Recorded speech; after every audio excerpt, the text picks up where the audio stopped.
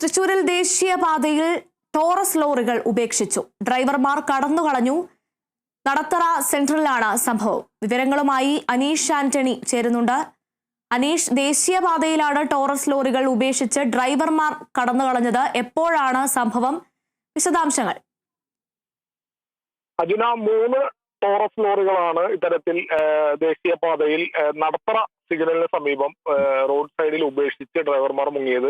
ഇതിന് കാരണം രാവിലെ മോട്ടോർ വാഹന വകുപ്പിന്റെ എൻഫോഴ്സ്മെന്റിന്റെ മോട്ടോർ വെഹിക്കിൾ ഇൻസ്പെക്ടർ PV ബിജുവിന്റെ നേതൃത്വത്തിൽ അമിതഭാരം കയറ്റിയ ടോറസ് ലോറികളെ വരുന്നത് പിടികൂടാനായി കാത്തുനിന്നിരുന്നു. ഈ വിവരം അറിഞ്ഞാണ് ആദ്യം ഒരു ടോറസ് ലോറി ഉപേക്ഷിച്ച് അതിന്റെ ഡ്രൈവർ ചാവിയും താക്കോലും എടുത്ത് അവിടെ നിന്ന് രക്ഷപ്പെട്ടത്. ഇയാൾ വിവരം അറിയിച്ചതനുസരിച്ച്, അതായത് നടത്തറ സിഗ്നൽ തരത്തിൽ മോട്ടോർ വാഹന വകുപ്പിന്റെ ചെക്കിംഗ് ഉണ്ട് എന്നുള്ള ഒരു വിവരം മറ്റ് ലോറി ഡ്രൈവർമാരെയും അറിയിക്കുകയായിരുന്നു എന്നാണ് മോട്ടോർ വാഹന വകുപ്പ് പറയുന്നത്.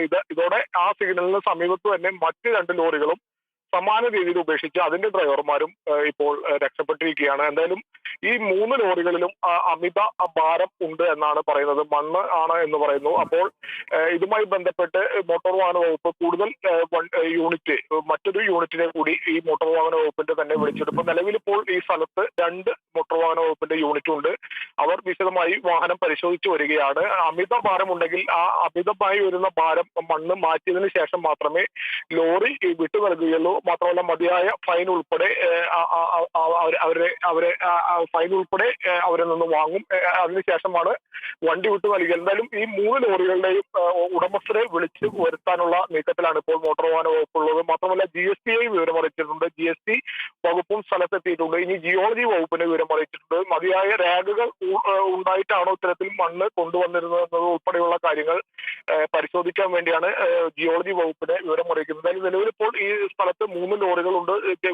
റോഡ് സൈഡിൽ ഉപേക്ഷിച്ചതിനാൽ നേരിയ ഗതാഗതക്കുരുക്ക് ഉണ്ട് എന്നതുകൂടി പറയേണ്ടതുണ്ട്. എന്തായാലും ഇപ്പോൾ നിലവിൽ 2 യൂണിറ്റ് മോട്ടോർ വെഹിക്കിൾ ഇൻസ്പെക്ടർമാരുടെ എൻഫോഴ്സ്മെന്റ് വിഭാഗത്തിന്റെ 2 യൂണിറ്റ് വാഹനങ്ങൾ ഇപ്പോൾ സ്ഥലത്തുണ്ട്. അതുപോലെ തന്നെ GST വകുപ്പിന്റെ ഉണ്ട്. ഇനി ജിയോളജി വകുപ്പ് എത്തി കൂടുതൽ പരിശോധന നടത്തേണ്ടതുണ്ട്. എന്തായാലും അമിത ഭാരം കയറ്റിയത് കൊണ്ടാണ് ഇത്തരത്തിൽ ഈ 3 ഡ്രൈവർമാരും അവിടെ നിന്നും വാഹനം ഉപേക്ഷിച്ച് രക്ഷപ്പെട്ടെന്നാണ് പറയുന്നത്.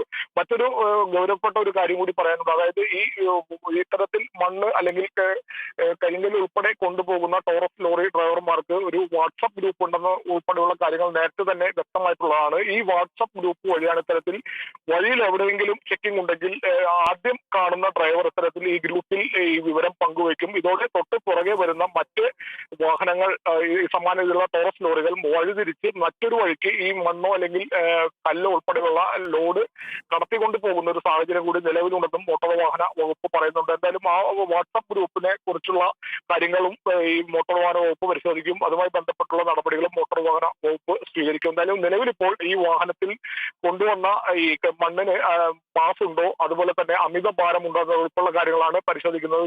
ഇതിന് ഫൈൻ ഈടാക്കുന്നതിനായി ഇതിന്റെ വാഹന ഉടമകളെ ബന്ധപ്പെട്ടുണ്ട്.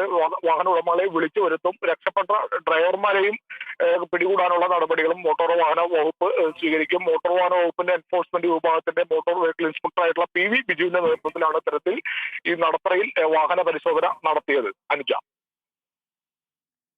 തൃശൂരിൽ ദേശീയപാതയിൽ ടോറസ് ലോറികൾ ഉപേക്ഷിച്ച് ഡ്രൈവർമാർ കടന്നുകളഞ്ഞു. 3 ടോറസ് ലോറികളാണ് ഉപേക്ഷിച്ചത്. നിലവിൽ അമിതഭാരം കയറ്റിയ ലോറികളാണ് നിലവിൽ ദേശീയപാതയിൽ ഉപേക്ഷിച്ച് കടന്നുകളഞ്ഞെന്നാണ് വിവരം. വിശദാംശങ്ങൾ നൽകിയത് അനീഷ് ആന്റണിയാണ്.